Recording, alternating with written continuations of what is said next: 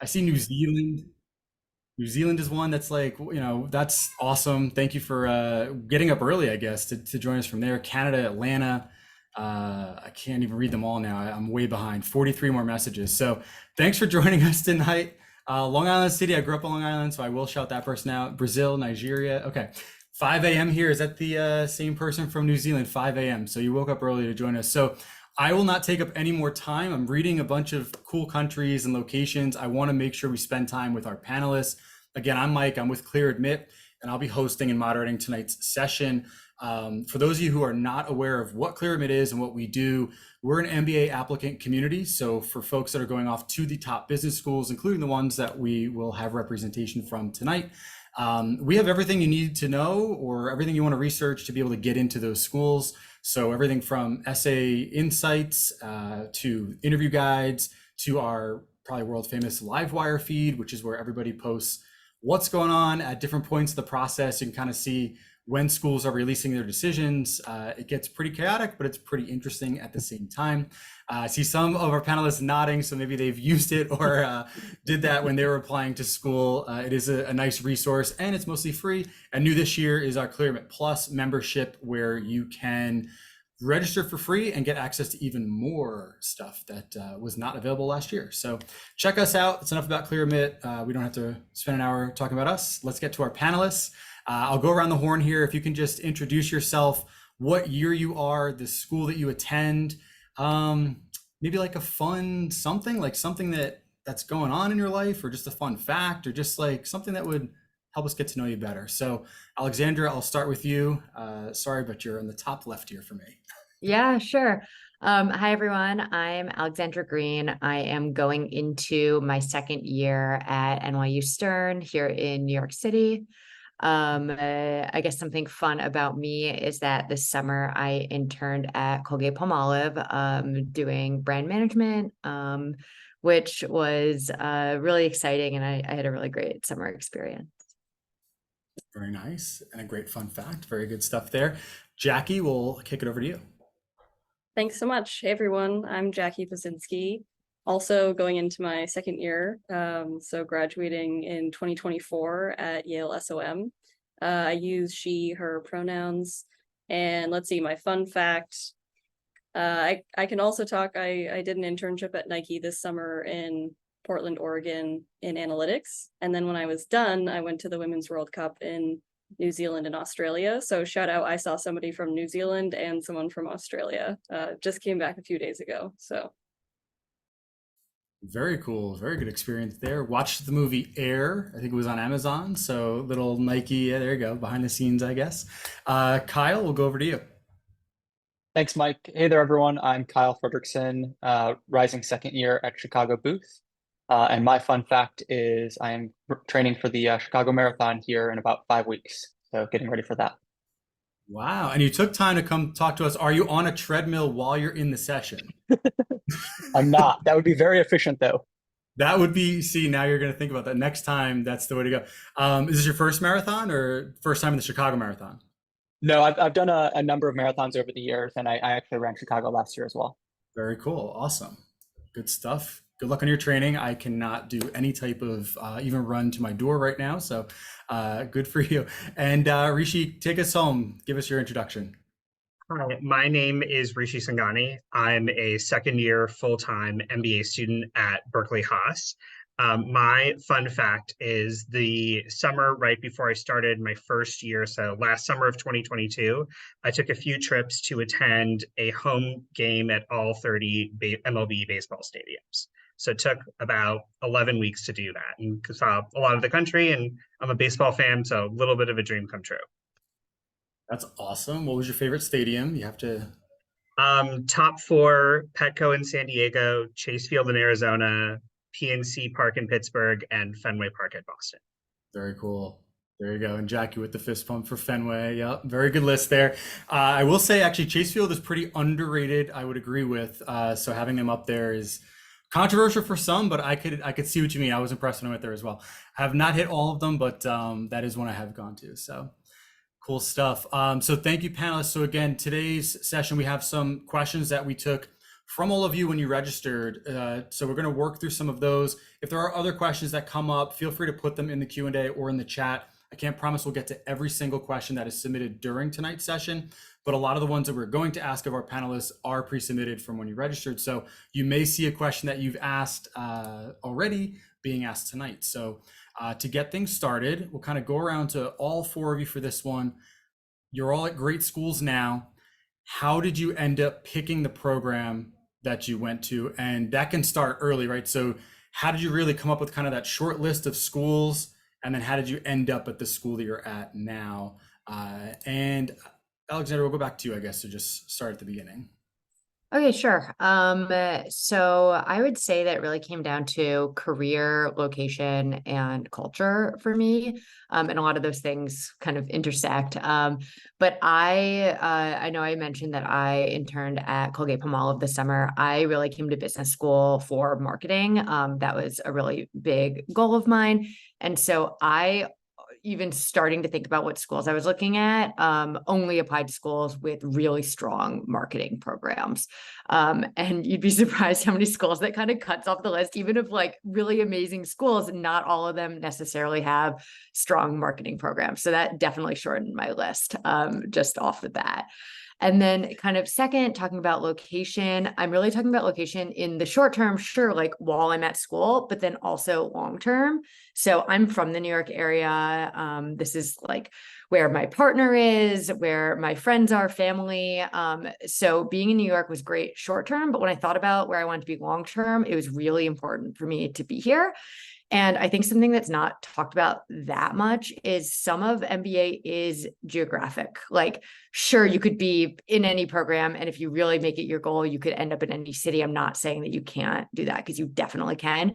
But I thought a lot about like, okay, what recruiters come to what schools? There are other schools that are in other parts of the country that have amazing marketing programs, but their recruiters really are more like CPG companies in the Midwest, just because there are more CPG companies in the Midwest. And if the school's in the Midwest, that's kind of where everyone wants to be. And that kind of made sense.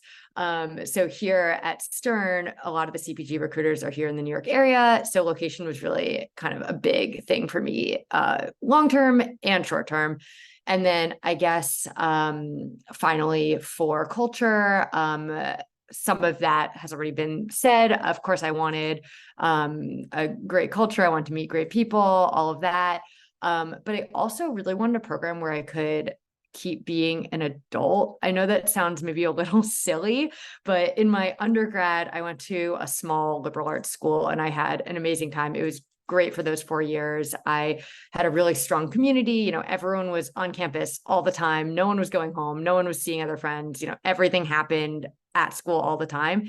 And for my MBA experience, I really wanted to be somewhere where I could continue living my normal life in addition to going to school. So I wanted to be able to do things outside of school, see other friends, see my family, live in a place that's just like an apartment building, not in a dorm. Like those kinds of things were really important to me. I know that's not necessarily the case for everyone, but that was something that was important to me. Yeah. No, that all makes sense. And lots of good portions of what made the decision, like they're all related in a way, that kind of like led you to like, this is the place for you. So awesome answer there. And in the chat as well, like let us know, are some of these things, like, do these resonate with you? Or are these some of the consideration points you're having as well as you're making your short list of where to apply? Are you interested in one of the schools that are here tonight? Like, let us know what you're thinking about as well as our panelists continue to answer this question. So Kyle, over to you with Booth. Same question, right? How'd you really add Booth to your short list and ultimately choose that as your program? Yeah, so just like Alexandra, location played a big part of my decision, and that was because my wife was applying to public policy programs at the same time. And so for us, we focused on cities where there were multiple programs in that city. So we looked at Boston, New York, DC, Raleigh, and Chicago. And it was important to us that we ended up in the same city. And so that kind of really drove how we built that list from there. Once I had gotten into all the schools that I got into, then what really made the decision for Booth for me was the degree to which they have a flexible curriculum where you kind of get to create your own adventure the entire way through the journey. Prior to coming to Booth, I spent about 7 years in the Army. And so having the opportunity to have the level of agency that I have here at Booth and really craft my own journey has been a really kind of nice change of pace, if you will. And that stood out to me as a kind of key differentiator. Makes sense. And similar with Alexandra, with like there was family related types of things, right, that began the process, but then narrowing down from there. Jackie, how about for you? Yeah, I'll echo both Alexandra and Kyle. I think the first pass is kind of that logistical consideration. So if you have family, children, a partner, a lot of my classmates have kids, so that's a pretty serious consideration right off the bat. For me, I don't have any of those things, so I was kind of open to explore, but I knew location-wise I wanted to be on the East Coast or the West Coast for school. I'm originally from Massachusetts, and then I went to school in Boston, and then I spent 5.5 years in Chicago afterwards. Great city, but I wanted a change, so I knew it was going to be one of the coasts. And then actually my post-MBA goal was to end up in the Bay Area or the Pacific Northwest. So I also think that speaks to maybe some of the self-selecting nature of where people end up. To Alexandra's point, a lot of people at SOM do end up in New York, but a lot of people end up in the Bay Area and Seattle as well. So just something to consider. And then from there, really consider the academics of the program. Of course, I think we know that a lot of programs have pretty similar core coursework. It's been great to chat with other people from other schools to see how things are taught there. And I personally wanted to take analytics heavy classes, also strategy coursework, and make sure that I was going somewhere with a good leadership foundation. But I think you couldn't find that in a lot of places. What really stood out to me about SOM was how global it was. They do require you to have some sort of global experience while you're here. So I got to travel to Korea with my professor and some classmates, which was really cool. I appreciated the focus that they have here on business and society, because pre-SOM, I actually worked at US Soccer, which is why I went to the World Cup. US Soccer is technically a nonprofit, so it's a mission-driven organization, and I wanted to be surrounded by people who cared about that kind of thing. And then also a lot of my classmates here are getting dual degrees, whether that's in the School of Public Health or Public Policy. There are dual JD MBAs and MD MBAs. So I wanted to make sure I was going somewhere that kind of had that interdisciplinary mindset. And then also the ability to take classes outside of SOM pretty fluidly. This semester, I'm taking one at the School of the Environment and one at the School of Law. So I thought those were cool opportunities. Absolutely. Yeah, nice to have that flexibility. And I would say kind of really different courses. That's awesome. I just got my US Soccer grassroots coaching certification to coach my son's soccer team this year, football team. I don't know what I'm supposed to say in this room. No, you can call it soccer. It's fine. I can call it soccer, right? Yeah, okay. Yeah, just got that. So I'm official now. We can have our first game next week. So thankfully I'm in. That's super cool. Yeah, the U8 level. So it's like herding sheep with a ball in the middle. So yeah, we're gonna get better than that, hopefully. Awesome. Thanks, Jackie. So Rishi, bring us home here. You're on the West Coast. Was it the weather alone, or what did it for you? You know, I'm a California boy. I grew up in San Diego, went to school in LA, worked in San Francisco and LA before coming here. And I would say actually because of that, location was at the bottom of my list. I was really looking to broaden my horizons and see if there was another fit for me elsewhere. And for other reasons, I ended up best at staying in California. I would say the two things at the top of my list were career and culture.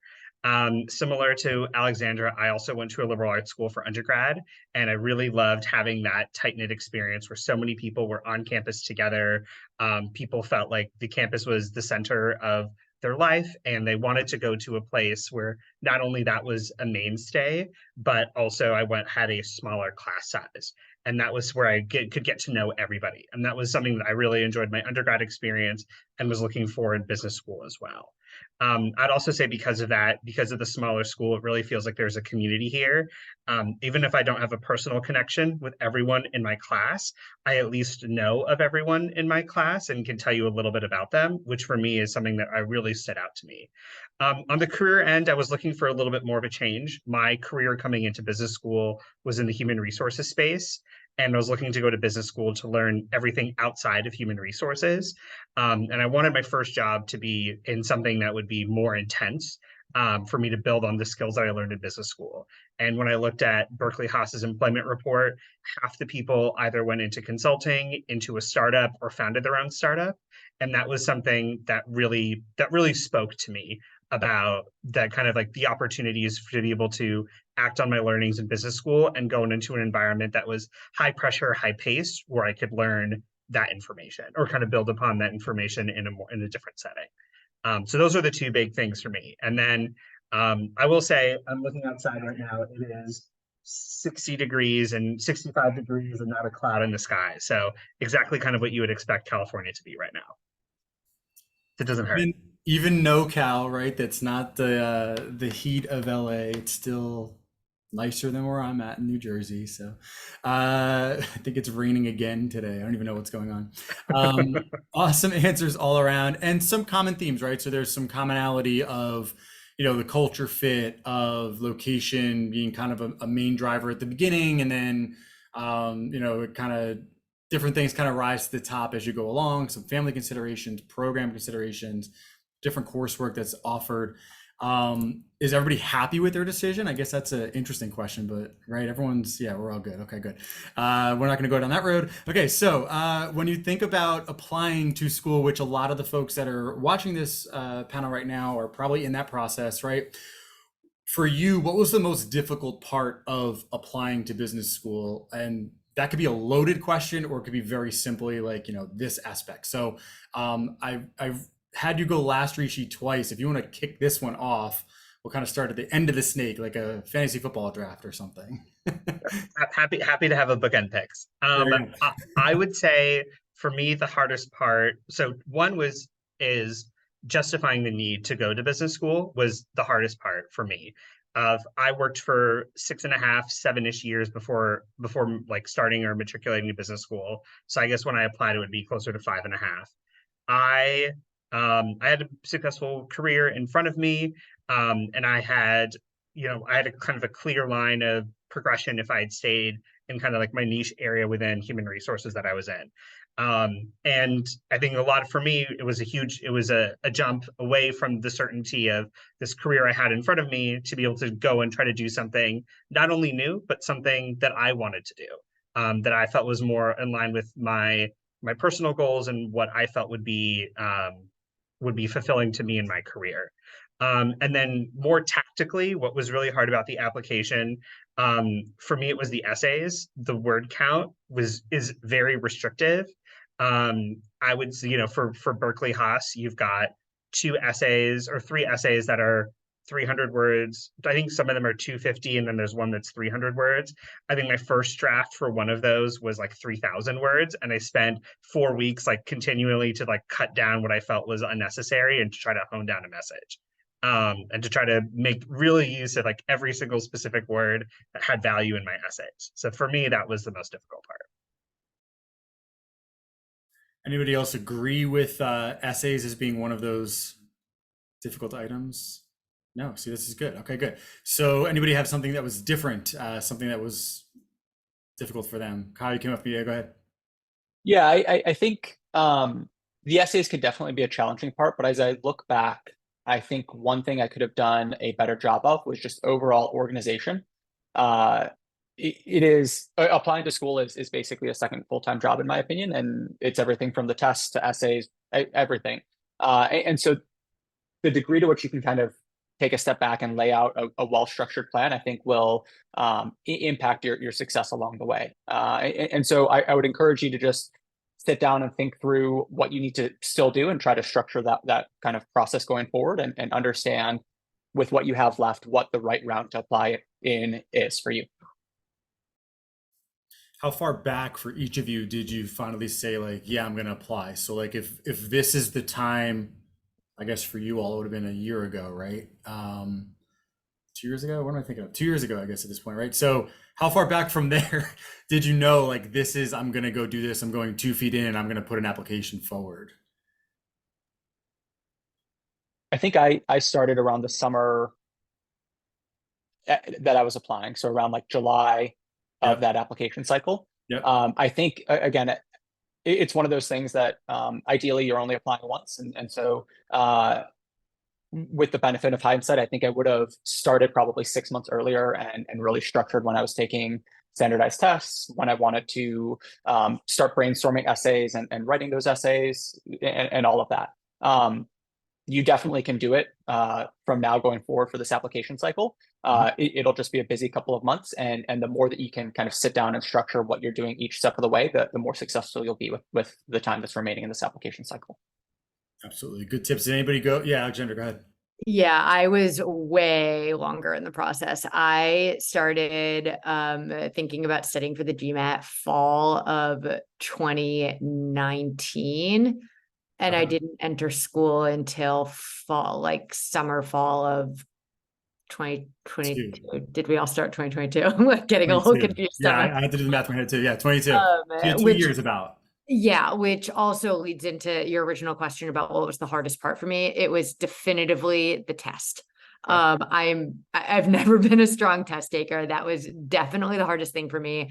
I started by studying for the GMAT, and honestly, it didn't go well. I took practice tests. It wasn't going my way. And I almost gave up, completely switched to the GRE, had a better experience with the GRE. I can't say it went like perfectly, but better experience with the GRE. But that test studying / not studying / being unsure of whether or not it was going to work out for me, all of that was like fall 2019 until I took the GRE in August of 2020. And then once I took the GRE, then I started thinking about, okay, like now let me get serious about what programs I'm going to apply to, what's gonna, shortlist those, start thinking about essays, everything. And then I took a whole nother year to kind of get down to that and actually apply. So I had a much longer timeline. I think with the standardized test, my biggest piece of advice that I did not do this, but I would really recommend doing this. If anyone on this call is like still in undergrad or just graduated undergrad, take the test immediately. Like while you're still in school mode, while you're thinking about it, if you have some time before starting a full-time job, whatever it is, like take that test. It lasts, I want to say 5 years, but like definitely Google that. And taking that test right away and getting out of the way while you're still in school mode will help you a ton. Yep, that was the advice given to me, and I did that, and it definitely does help. And I would echo that advice too. When I worked in admissions, we gave people that advice all the time. And school mode is exactly the way we described it. You're already studying, you already know what taking a test is like. You'll be shocked when you're out of that. And for those of you who are out of that for a few years, trying to get back into that mode is not as easy as you want it to be. And then of course you got waivers and all these other options now, but you are going to take tests again in school as well. So just studying is tough. Yeah, do that when you can. And 5 years is a longer time than I think people realize. So, and if you don't use it, like still, at least you have like a score. Some programs will give you a 6th year, whatever. Jackie, how about for you? Any other thoughts on this question? Not to put you on the spot. No, I'll try and answer both of those questions. I think I was closer to Alexandra on the timeline. I had sort of a go, no go point when it came to GMAT. And so I think probably like a year and a half out from when I was going to be applying, I started studying. I think I probably spent 3 months full-time studying. Well, not full-time because I had a job, but that was pretty much the only thing I was doing. And then took the GMAT once and then took it again a month later. And that was the point where I said, okay, I feel comfortable with what I have based on what my goals are. So I definitely had a long runway, which I would recommend. And then in terms of the toughest part about applying, I would say I felt that my background was fairly, I know people are going to say non-traditional. My background is like fairly unique. I haven't found that many people who have a similar background to me in business school. And I didn't have a lot of people in my network who had MBAs or had gone through this process. So for me, it was really about trying to figure out what it was that I wanted and then how to articulate that properly, how to tell the story of why it made sense. Kind of with the knowledge that I felt like they wouldn't always be hearing this story, and hopefully it would be a good one if I was going to tell it well. So I guess that's related to the essay, but kind of holistically looking at the application and trying to articulate what it was that I was going to get out of these programs. Yeah, that's good. And that's actually one of the questions that is coming in from the audience. They mentioned that, like, how are you, what does it say here? So how are you able to really kind of bring in a bunch of things that interest you and fit it into that smaller essay word count? So that's a great portion of that response. But I guess, like, to expand on that question, right? How do you approach that kind of stuff? Like being introspective, did any of you find it difficult to kind of open yourselves up to the application process? Because it is kind of personal, right? Like you're telling your story.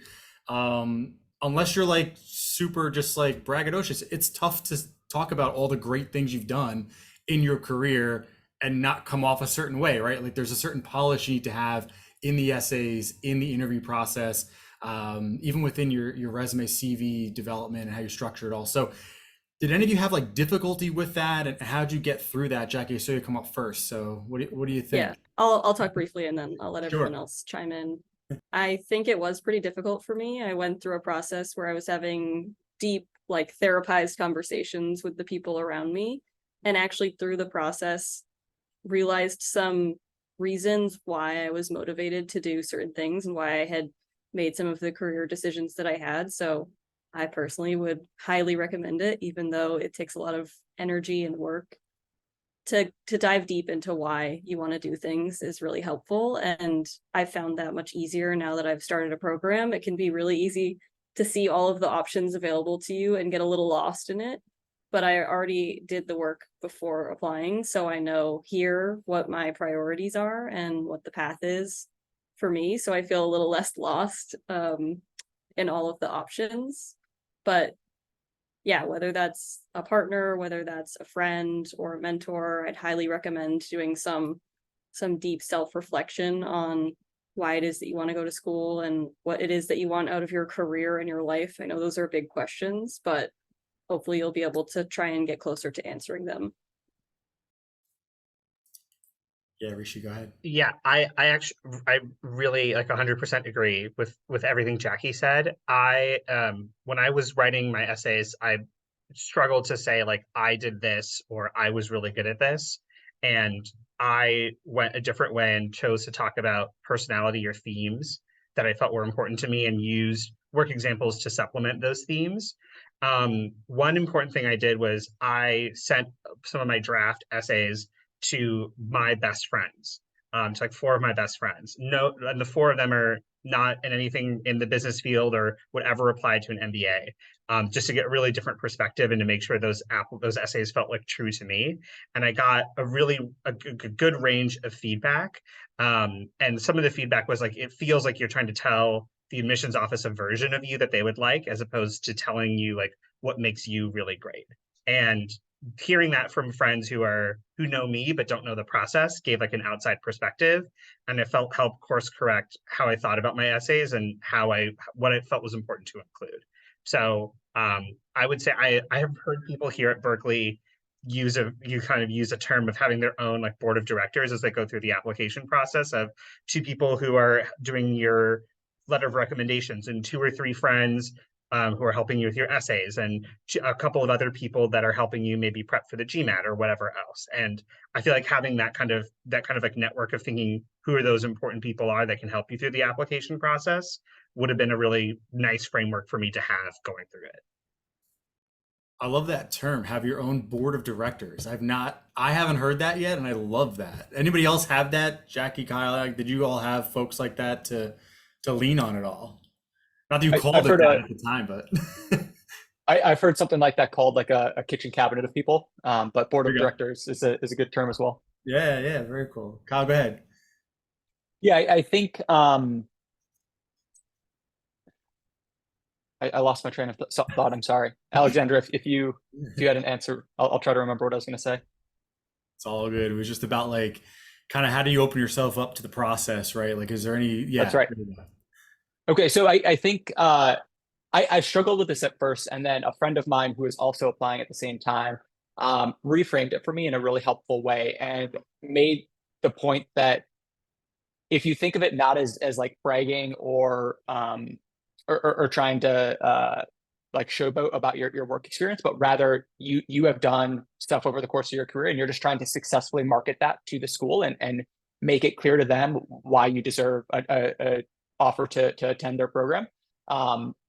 That's all it is. You are trying to market yourself just like a company is marketing a product, and it's not bragging. It's just being honest about what you've done up to this point and showing kind of the achievements that you have up to this point. And that kind of reframing was really helpful for me to be more candid about the experiences I'd had up to that point.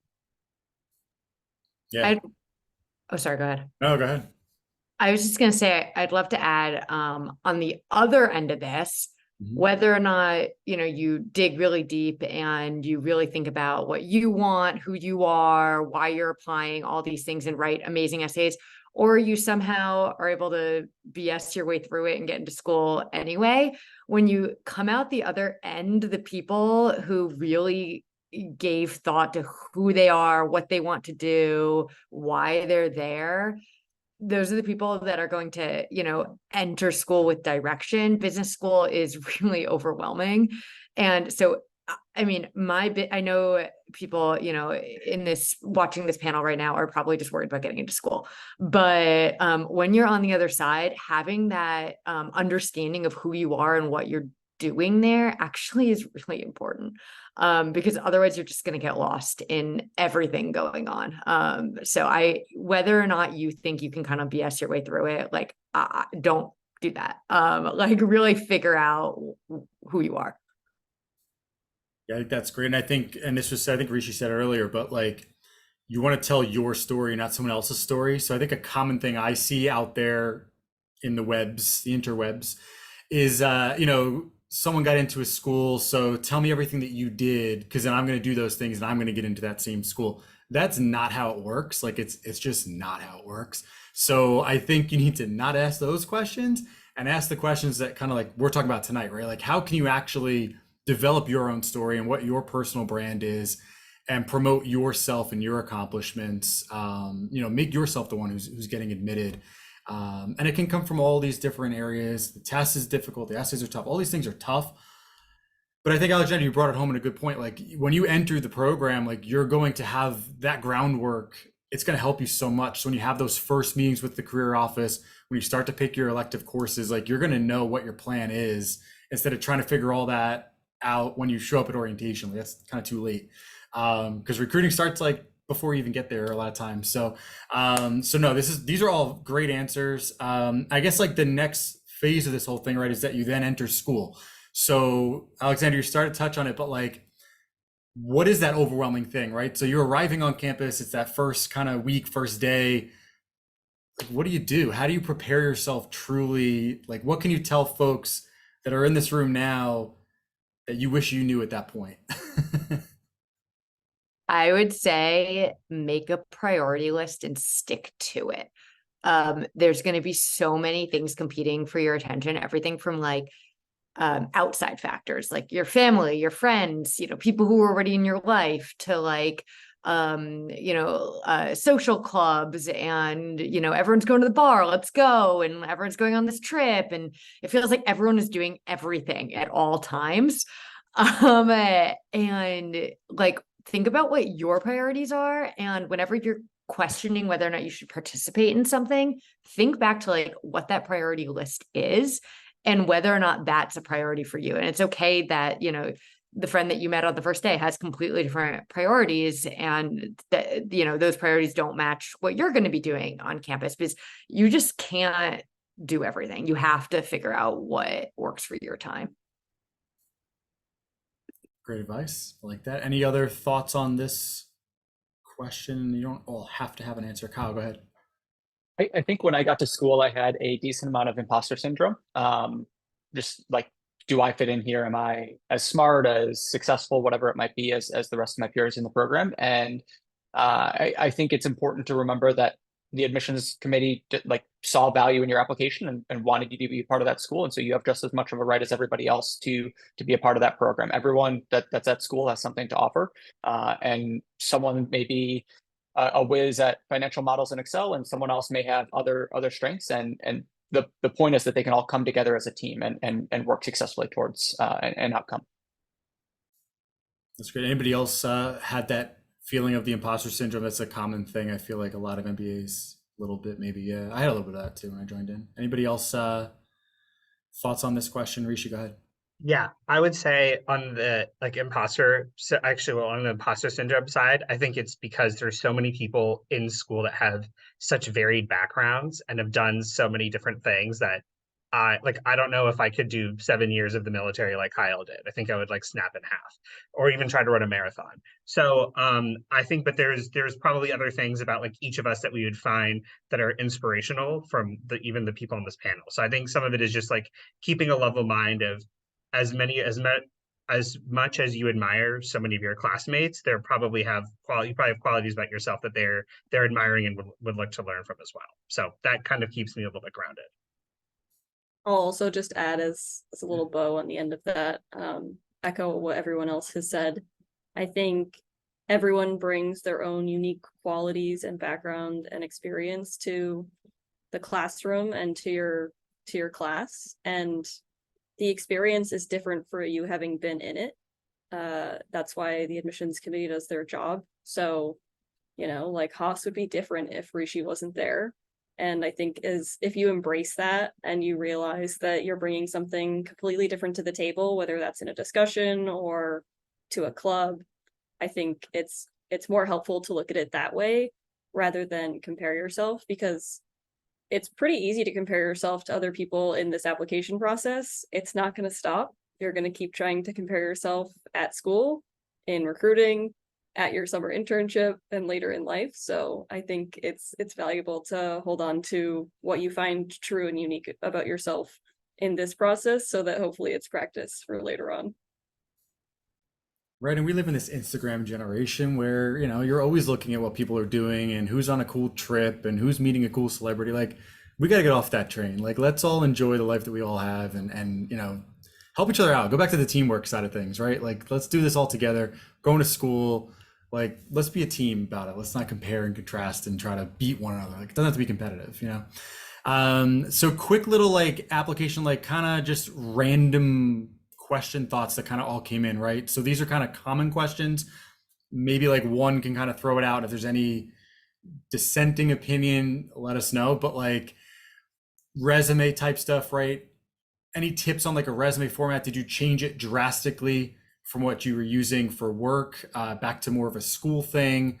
Is the one page only thing true or not true? Anybody want to kick off a resume? We're gonna do each little application portion. So whoever feels the best about resumes can go first. Nobody. Kyle, go ahead. I can dive in. I think, so for some context, I was waitlisted at a school during round 1, revamped my resume, and I think that helped me during the round 2 applications, Booth being one of those round 2 applications. And so I'm a big believer that the full application matters. It's not just what your test scores are. All that to say, I think one-page resume, try to have bullets no longer than 2 lines. And if you can get a copy of the school's resume format from talking to a current student, then that shows that you've done some research on the school. That's definitely not required, and don't feel like you need to do that for every single school you're applying to, but it can help show kind of a little bit of polish at the edges. Love that. Any other thoughts on resume stuff? Next, we're gonna So next we're going to swing to recommenders. We had a couple of questions I know in the Q&A, and thank you for the panelists. We're answering some of these questions as we go. So keep those coming in for those who are attending. This is great. And we are keeping our eye on them as well. So for recommenders, right? Did you coach them up? How did you do that? What's the quick little, tip for getting your recommenders in line and getting them ready to go for their knowledge of what they could do for you? Yeah, Jackie. Yeah, I can speak to this. Like I said, I come from a non-traditional background, so none of my recommenders had ever written these for people who are going to business school before.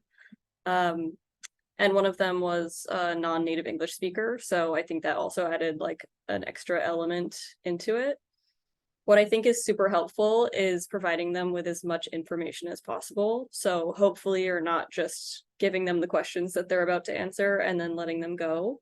Hopefully you're also being candid with them, even if they are your current manager, about which schools you're applying to, what your goals are. You should basically be telling your recommender what you're telling the admissions committee in summation, like in summary form. Maybe you don't need to dive that deep, but I think it's helpful for them to know what your goals are. In terms of coaching, you're obviously not supposed to tell them what to say or read it yourself. In my case, with the non-native English speaker, I asked one of our former colleagues to read it before it was submitted. So if you have concerns about like grammar or English or storytelling, I think sometimes that's where you can ask for help elsewhere, since you yourself can't really do the editing there. But yeah, I would just say be as transparent as you can with these people. In theory, you have good relationships with them and you've seen them through good and difficult working situations. So hopefully there's a lot of trust there. And I think that that shows through in the application if you're honest with them. Yeah, I think another interesting thing with, and Jackie, to your point of like, tell them what you're going to tell admissions, make sure you do the resume portion first probably, and give your recommender the resume you're going to send to school. Because it's pretty interesting if you're sending them like your old version of your resume to get the recommendation done, and then it doesn't match what's going on. Like you don't want to leave any chances you can confuse somebody on the admissions committee. So just kind of some of that kind of step-by-step process, like plan that out as well. So again, everything that you're sending forward is all related and in line, and nothing's being left out. Questions came if my recommender has an MBA, to do much coaching? Yes, I would still coach them the same exact way, because it's not about them knowing the program, it's about them knowing you to get you into the program. So it's not coaching them about, they don't need to know anything about the school you're going to besides that that's the school you're interested in. They need to know why you want to go to that school. So that's what we mean by coaching, is more as much as your manager may know you and talk to you every day, they might not know everything and about your background and all the fun extracurriculars you've done in your life. So it's that type of stuff that's helpful there. Testing, we touched on a bunch, but the question that came through, and I can just ask this kind of like a raise your hand. So the amount of times you took a test, right? So Alexander, we know you took both tests, which is interesting, right? So how many took a test more than once? How many took it more than twice? 3 times. 3 is the answer. Kyle, 4 times. No, 3 times. Okay, 3 times, and here we go. So at least 3 times is fine. I've seen people taking it upwards of 4 or 5 times. I don't recommend doing more than that, because there's kind of like diminishing returns at a certain point where if you're not changing your process, eventually you're going to peak out on these tests. But yeah, I mean, 3 or 4 times does seem like a number that people will go for if you want to get to a certain score and if you're changing your process as you go.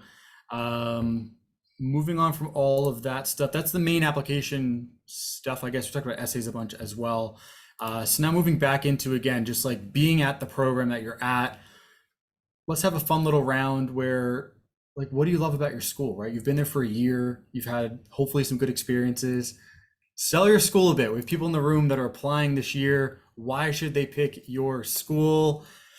Who wants to go first? I think everyone's gone first at least once. So first off, Rishi, go ahead. So I actually going to take a little bit of a different approach to this. I don't necessarily want to sell my school. I want to make sure that you're getting an accurate picture of what it's like to be at my school. I think the worst thing that I could do is sell you a version. You get super hyped about Haas, you come here, and then you realize it's not for you and you're locked in for 2 years, and then you're a horrible alum for the next 50. So Very that diplomatic. does, Very yeah, fair. that doesn't help me. It doesn't help you at all. So I would say, like, for me, what I've really loved about Haas is a little bit what I talked about earlier, is the smaller community where it really feels that people are here to add to the community, to be willing to help people and to share. And if you do have a question, you know the exact person who to reach out to, whether it's for a referral or asking about an industry or getting involved in a different club or whatever else that may be. That's something that I really, really love. Um, and I would say the second thing is people are at Berkeley are really impact and mission driven. Even the people who want to go into more kind of like traditional business school things like investment banking or consulting or real estate, they're all have a lot of them have a lens of I want to go and invest in banking, but I want to just do climate tech, or I want to do real estate, but the two co-presidents of our real estate club are both really interested in building affordable housing. There's someone that I interned with at the management consulting firm I interned this last summer. She wants to go into ESG consulting. And there's so many people like that across all the different industries that are really impact driven that I find to be heartwarming every time I open the news on my phone, of people who are like actively trying to make the world a better place. Haas has these 4 defining leadership principles, and they sound like marketing material, but they're really ingrained into every syllabus, every class discussion. Every speaker that comes will be asked some version of one of the 4 defining leadership principles. And it really is kind of like a mission statement that all of us current students try to live up to. So regardless of what path you do, I think that that's like a great heading of just trying to make the world a better place in whatever sphere that you enter in. And that's what I've thoroughly loved about my Haas experience. Sounds good to me. Who wants to go next? Oh, I'm gonna call on you like it's class. Alexandra, we'll go with you. Okay, cool. I was on my way to the unmute button anyway. Yeah, yeah, I saw that. That's what I was. Yeah. Oh yeah. Yeah, I agree. I don't necessarily, I agree with Rishi that I don't necessarily want to sell Stern, because I think a school like Stern especially is definitely not for everyone. It is a city school. I think that that makes it fundamentally different from a lot of other top MBA programs. But I do think that people at Stern have this like scrappy go-getter mentality that's really contagious, that you might not get at other schools. People here are driven, they love New York, and also like it's not just being in New York. I think the school does a really good job of like taking advantage of New York. Like I took a brand strategy class last year and we like went and visited designers' studios in Brooklyn. Like you can't do that at other schools. Like we take advantage of being in the city. We have like day in the lives at companies that are like here, right? Like right here in New York. It's not a trip, it's not travel. So we really get to take advantage of everything that the city has to offer. And it's honestly a really amazing community. We have sure plenty of people who like are from New York, have always lived in New York. But we also have a lot of people who are moving here for the very first time, who find their community, meet lots of other people, and it's just a really great culture and community while also being part of a huge city. I'm trying to be too biased. I'm from Long Island, not New York City, but it's New York City. It's a great time, great place. Jackie, you're close enough to New York, so I can go to you next. But you also have the Boston geographically. side. You're in between here, so there you go. I'm from Massachusetts, always will be. Yeah, I love SOM. I mean, that's why I'm here talking to you on a Wednesday night. Some of the things that I really love, I'll echo that I think that the place that a school is really dictates the experience you're going to have, and New Haven isn't for everyone either. What I really love about being in New Haven is that pretty much everyone moved here for the sake of going to school. And while it's a city, it's not that big of a city. And because of that, we all live in this neighborhood near school. Even on my way home tonight, I ran into 2 friends and a professor just walking down the street. And we all live so close to school in the same neighborhood. So it's a really close-knit community. We do have a smaller class size. there's usually about 350 students per class. So I pretty much know everyone in my grade, or at least know of them. And I really appreciate that. I'll also echo the mission-driven piece. It is just kind of part of the fabric of SOM, and I love every opportunity that I get to hear from other classmates in terms of what they're doing and how they want to impact the world. We have a really cool thing called Net Impact Week, where we focus on different parts of impact, whether that's sustainability or social impact. So I think that's incredible. And then I'll just also continue to plug the relationship with Yale. I think I love being a part of this larger community, and I get to do things that I never thought I would at business school, like take a law class, take a School of the Environment class. And I think it's a really special place. That's an inclusive place. One of the classes I'm taking outside of SOM this year is critical race theory, with other graduate students across Yale. So yeah, I just really love the place, and SOM is a special community. I think you'll hear from everyone else here that they love the people, but it's definitely the case for me. And I think the biggest thing is just how kind people are. That's what stood out to me in the application process, how willing everyone was to help me out, even if we had just met, even if they weren't even in the industry that I was interested in. They're always trying to connect me to someone, and I hope to continue that legacy here too. Absolutely. Plus an underrated pizza scene in New Haven, Connecticut, for those who have not taken the trip yet. Speaking of pizza, we'll go to the deep dish zone of Chicago. Not the only style. I know it's more the tourist style of Chicago pizza, but Kyle, bring us home on this question. Definitely think Chicago's tavern style pizza is better than its deep dish, but that's Yeah. another conversation. There you go. Um, Pecans. What's your spot? There's a place in South Loop called Pat's that has great pizza there, and it's pretty close to where we live. So I've loved my time here in Chicago at Booth. I think, you know, a lot of the things that everyone else has talked about apply to me as well. But I think I grew up in Chicago, and so the chance to come back and explore the city as an adult has been really, really fun.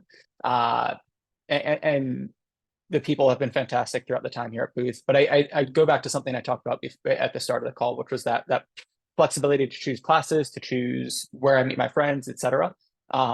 Booth has cohorts, but they are not a strong part of the program like they are at many other programs. And so it is kind of up to you to decide, do I want to lean on my cohort to make my friends? Do I want to use the folks that I'm meeting during recruiting? Do I want to go on a pre-orientation international trip to meet people? Do I want to use clubs to meet them? And I found that to be a great way to meet people that have very similar interests to me, as opposed to kind of having this group that the school puts me in, and get really close to those people by proximity of how much time you spend with them. And so that's been something that I don't think I appreciated the degree to which it would change my experience, but that I've really enjoyed kind of that aspect of it while I've been here. Awesome stuff. All great answers. Thank you all for indulging. I don't think I had that on our original agenda, but it's just interesting. It's interesting to hear all the different perspectives on your schools. So we have a couple minutes left. A nice little kind of wrap-up question beyond that one is, knowing where everybody's at in this process. We're in, I'll call it September, right? So round one deadlines are even this week for some schools, or early next week for some schools. Then we get into interview cycle after that. So at this stage of the process, when you were in this process, what is like one piece of advice that you wish you had heard if you were at this event years ago, that you wish now you can tell yourself, right? So you're sitting in this room, you're 2 years out from doing this whole thing. What can you go back and tell yourself that all these folks can walk away with tonight? And Rishi, if you want to go first, I know we have I think you have class tonight, right? I do have class in 8 minutes. Yes, so I will have you lead this one, and if you need to leave, feel free to pop off, and thank you for all your help. You're welcome. If there is one thing I wish I had heard is I think I added so much more stress onto my application than it was necessary. I think that there's a lot that's out of our hands. And like, I mean, you take the GMAT, like so much of it is fixed, right? Like you take the GMAT or the GRE however many times, at a certain point, you kind of end up with a certain score. And all of your undergrad stuff and your work experience, that's already fixed. And your letters of record truly out of your hands. So for me, it was like, I think if I had realized that once I really focus on the essays and this is the right move for me, that's really what I have in the big portion that I guess in the resume is like what I have in my control for this process. And I felt just throughout the whole process, I just felt like anxious and stressed. And I remember like when decision days came out, I just spent the whole day on clear admin and not on like focus on my work that I was supposed to be doing and like doing things that were no value That's add, but good just though. making No, me. that is value It's a added. good thing. It's a good thing. No, Not that's saying you va- shouldn't do. That's Not value saying you added. shouldn't do that. But just like I just remember that like I can do that, but I shouldn't like add this additional stress on top of everything, right? Those are two different actions, is what I'm trying to say. And I think if you were to go into the process with putting my best foot forward and I'm trying my best, I would like kind of like take a step back and take a deep breath, and then everything else is where it's going to fall. Makes sense. And I will jump off, but thank you everyone for attending, and hopefully this was helpful. Thanks, Rishi. Good luck in class. Thank you. All right. Let's see. Who wants to go next? I Jackie, can go. ahead. Yeah. Oh, go ahead, Jackie. I think my biggest piece of advice would be to be vulnerable. And I think we've talked about this already, but tell the story that is authentically your own. Don't try and tell them something that they want to hear. I think it's really important to just be honest and truthful, and don't be afraid to share things. I wrote things in my essays that there are people who I worked with and some of my friends have never heard me say. So I think telling that kind of authentic story is a memorable one, and it's an honest one. And it really, if it speaks to why you're trying to go to business school, then it's entirely appropriate. And then I'll echo what Rishi said about there are just some parts of the process you don't have control over. So try and work on what you can control, and then try not to spend so much time thinking about what other people are doing, because you're going to carve your own path and it's going to be a good one. Great stuff. Thank you there. Alexandra, you came off. Yep, there you go. Yeah, I know Rishi's gone now, but I completely agree with what he said. That was definitely the thing for me. I was very, very, very stressed throughout the whole process. I completely echo spending a ton of time on Clear Admit, just like waiting, especially for Stern, which was like the top school I wanted to go to. It's rolling. So just being so unsure of what I was going to hear back, and just like waiting and being like, oh my God, like 3 people here heard back today. Clearly they're doing some calling today. Oh no, no one else is called. Like that whole thing, it didn't matter. Like I got the call when I got the call. And all my stress, exactly what Rishi said, all my stress, like not doing my job that I was supposed to be doing, and instead like being stressed, it didn't actually change anything. Like once you've submitted the application, it's out of your hands. Like there's nothing that you worrying more and not sleeping is just not going to change anything for you. So obviously work hard, do all the things that we've talked about. But once things are out of your hand, like try really hard just not to make it take over your life. Like this is not, at the end of the day, this is not life or death. It's just not. And just remember that. Yeah. Yeah. Good tips. Listen, Livewire is a good tool. All right. It's a lot, but it helps you. Believe me. All right. Kyle, take us home. What do you got? Yeah, I think in a similar vein, understanding like what a good outlet for you is. For me, that's running. Maybe it's reading, maybe it's baking, whatever that is.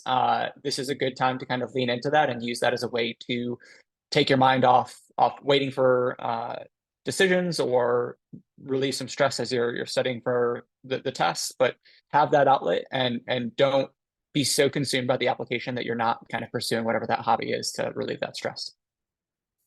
Yeah, all great stuff. And look, there's definitely ways where it's going to take over, right? Like the stress does take over, but keep that in the back of your head of like, it'll be okay. Like there's ways out of this thing, and you can reapply the next year, and there's more schools out there. Like there's a lot of ways this can still end up good. So, all I want to make sure we're sticking as true to time as we can. So I'm 2 minutes over the hour here, but we can wrap up with that. I appreciate all of the advice and answers to all of our questions from our panelists. So for Jackie and Kyle and Alexandra, thank you all so much. And Rishi, who already logged off as well, for all of your answers and all of your candid advice tonight.